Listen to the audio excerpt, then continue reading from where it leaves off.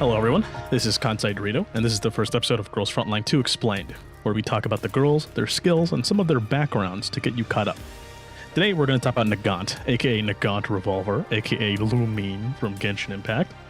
Nagant is a returning character from Girls Frontline 1, making her a double veteran, and one of the oldest T-dolls currently available to the player, second only to her good buddy Mosin Nagant, who ekes her out by 4 years.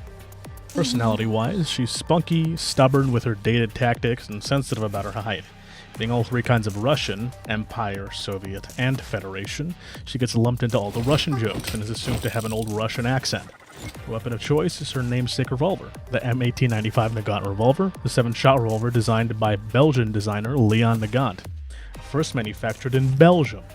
The Russian Empire would buy the right to manufacture in 1898, and according to Ekaterinburg, The Last Days of the Romanovs by Helen Rappaport, would be used to murder the Russian imperial family and their servants in 1918, cementing the existence of what the Russian Empire would become, the Soviet Union. Despite being a relic of the Empire days, the Red Army would use over 2 million in World War II, and although rare, even in Vietnam and Korea. Now, why the hell would anyone use a 100-year-old gun in Viet-fucking-Nam? 1911. Maybe because the Nagant revolver is cool.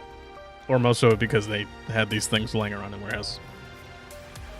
The Nagant revolver has some pretty cool design aspects. A normal revolver, for example, doesn't seal the bullet it fires, causing a lot of gases to escape when firing.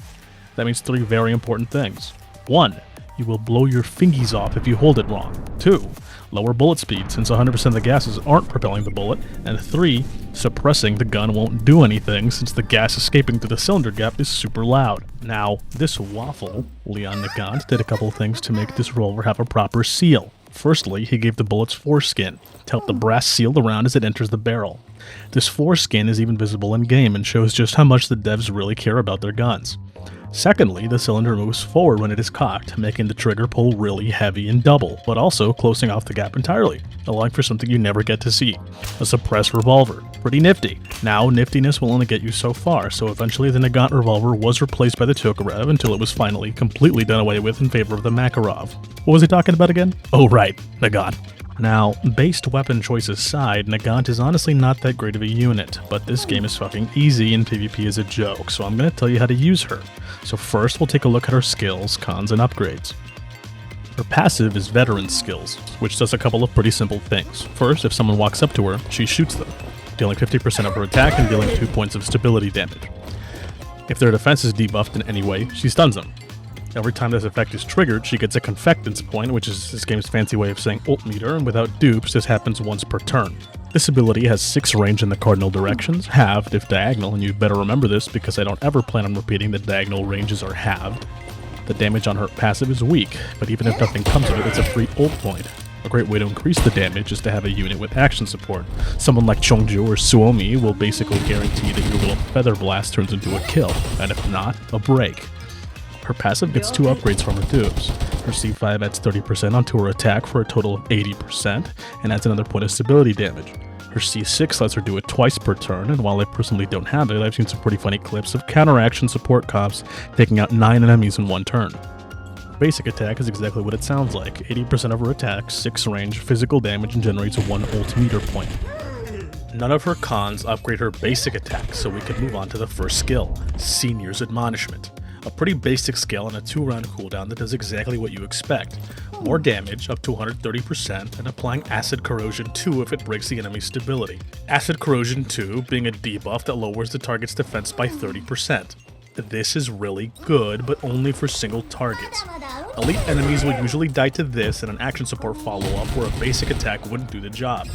It's particularly great on bosses, since you can greatly increase the damage your team does on your damage phases. This skill's best use is in the most obvious way, before your team actually attacks so they can all benefit from the target's lowered defense.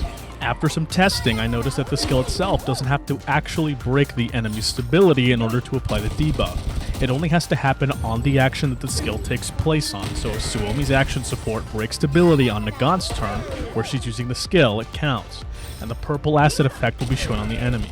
Be wary though, if someone else's turn breaks the enemy's stability, you won't get that defense shred, so managing your break and setting up Nagant is important. Just like her basic attack, this skill caps at level 1 and is not affected by her cons. As a plus though, it, like all non-point consuming skills, also generates a convectance point.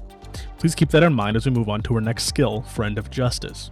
This skill is a quirkier version of Senior's Admonishment, but a bit easier to pull off. It's a targeted skill with her normal range where she chucks her bear and shoots the enemy for 70% of her attack. If there's no enemies within 4 tiles of the target, she shoots again for another 70% and applies Acid Corrosion 2 for 1 turn. This skill is perfect for picking off elites and dealing with Atlas bosses, but with a cooldown of 3 you won't get many chances to use it. It's best to double check you're going to get the skill off since it has more of a punishing cooldown and less damage if its conditions aren't met. The bear has rules, and you will play by them. Her cons make the skill a bit more forgiving, her C1 lowering the skill's cooldown by 1 if the target already has a debuff, and her C3 lowering isolation range from 4 tiles to 3. The quality of life is nice, and Nagant can use all the help she can get. Speaking of help, we can finally get to the easiest debuff in her arsenal, Sanction Declaration. At the cost of 3 confectance points, she deals 150% of her attack as corrosion damage. And if the target already has any kind of debuff on them, she applies Vulnerable 1, a 10% universal vulnerability for 2 turns before dealing her damage, and for stability damage. Now, Nagant is no damage dealer, and I am far from the endgame, but she just executes any non-boss enemy you use this on. And for anything it can't kill, 10% vulnerability is no joke, especially if you defense shred at the start of your next turn, or you could just use it again. The skill only takes 3 points and she holds 6, as well as getting a free one when her passive procs. Her cons don't do much here. Her C2 increases the crit rate on debuffed enemies by 20%, and her C4 adds 10% to her 150% attack multiplier for a cool 160. These less inspired dupe rewards are saved by the fact that I get to walk Nagant up to bosses and bust an 1895 Belgian cap in their asses more often. Now that we've graduated from Nagant Skill School, we can move on to her helixes. Her enhancement nodes are just stats, and while they do make a difference, no one cares. Her evolved nodes are what we're going to discuss, and her first one is Decent. Heroic Strike starts her with a full ult meter, meaning she can just run up to the first trash mob she sees and gun him down. Is it necessary? No. Is it technically the most efficient thing you can do? Absolutely. Her second evolved node is Veteran's Experience. This lowers the cooldown of all her skills except for her passive by 1 whenever she attacks someone with a debuff, which lets Nagant keep it piping hot throughout an encounter. Basic attacking is for chumps anyways. Invisible Bulletproof Vest is kind of weak. She takes 10% less damage from enemies with debuffs, which isn't spectacular, but it can save her in situations where she has boss aggro. Legend of the Guardian splits her Friend of Justice damage from 2 hits of 70% to 1 of 10 and 130 for the second. I'm assuming this is for bigger numbers syndrome. I can't think of a buff that only applies to the second hit, so if anyone can give some insight, please leave a comment. Bullet of Justice is awesome and makes Senior Admonishments deal an additional 50% of her attack as fixed damage on a stability break. Finally, we have one shot, one victory, which makes her attacks on movement impaired enemies guaranteed crits with 100% increased crit damage. While I haven't found too many uses outside of Vepley bombs, I'm sure as we get more characters, we'll see some new jank pop up to make this skill incredible. Finally, we have our capstone, Veteran's Wisdom, which is honestly just okay. 7% is a decent buff, but it requires you to maintain stability points on the character you put it on and attack enemies who have had theirs lowered. While that's not the hardest thing to do, it's definitely a playstyle shift for 7% increased damage from whatever character this is on, and only on enemies with less stability than them. Now, if your team has some stinky nodes, this is honestly better than something like Invisible Bulletproof since it'll probably come into play more often. It's definitely worth getting if you're already on the Nagant path. Now that we're done discussing her nodes, we can move on to her weapon choices. Oh. So at the time of making this video, roughly 4 days after launch, there's only 4 unique handguns and only one of them is SSR. I cannot stress this enough, just use the Nagant. Not only does she look good holding it, but it's the only handgun currently in the game that actually does anything for her. As a baseline, it increases her range by 1 outside of her turn and makes her deal 1 extra stability damage. This trait only affects her passive, but is universal among SR and SSR handguns. But even with this trait, I don't think either of the 2 SR handguns are worth using over the base blue Nagant. The current only SSR handgun in the game, the Papa Figo, is only available through the Battle Pass and has better raw stats than the SR Nagant. 285 attack and 15% on top of that. Its effect increases damage and healing by 15% while you're at max health, increasing to 30% healing and damage at above half at max calibration. This effect is decent, but only for the damage. We both know Nagant doesn't heal. She murders. This gun helps her do just that, but sacrifices the SR Nagant's ability to add another random debuff, which is the main reason to use Nagant. Don't get me wrong, one-shotting elites with a coked out Nagant is awesome, but you're definitely doing yourself a bit of a disservice. As for attachments... Oh. Currently none of the attachment sets do anything major for Nagant.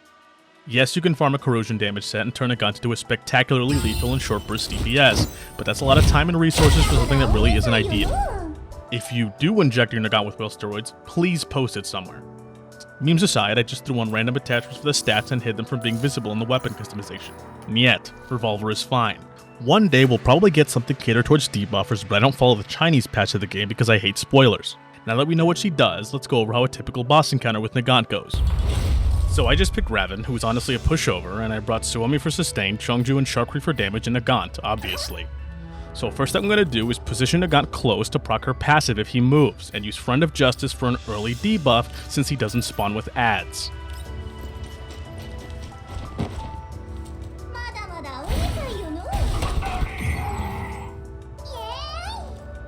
Next, I'm going to move up Chungju so she can action support everything that's coming next and to start whittling down his stability.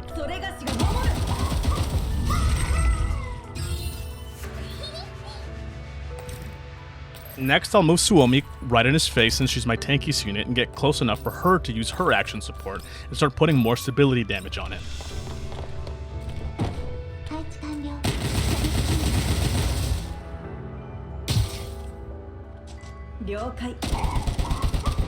Now that the setup is complete, I can bring up Sharkri. I'm going to start with her ult to make sure she deals as much damage as possible.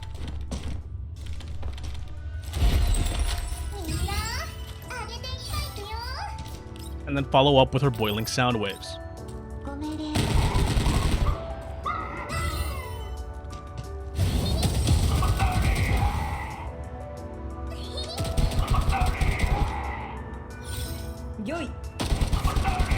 This sequence, Raven is near dead, and if he chooses to move, he will die. Which is exactly what he decides to do. Nagant sees it coming and blows him to shit. What do you want me to say? And with that, Nagant turns what would have been a 2-turn fight into a 1-turn fight. Now that you know what she does and how to use her, you're a graduate of Nagant University. Thank you so much for watching this far, and if you have any, corrections or additions, leave a comment. I plan on getting one for every character, but if there's one that your heart burns for that you need done right away, please let me know in the comments too. I'll hopefully see you all in the next video. Stay strapped.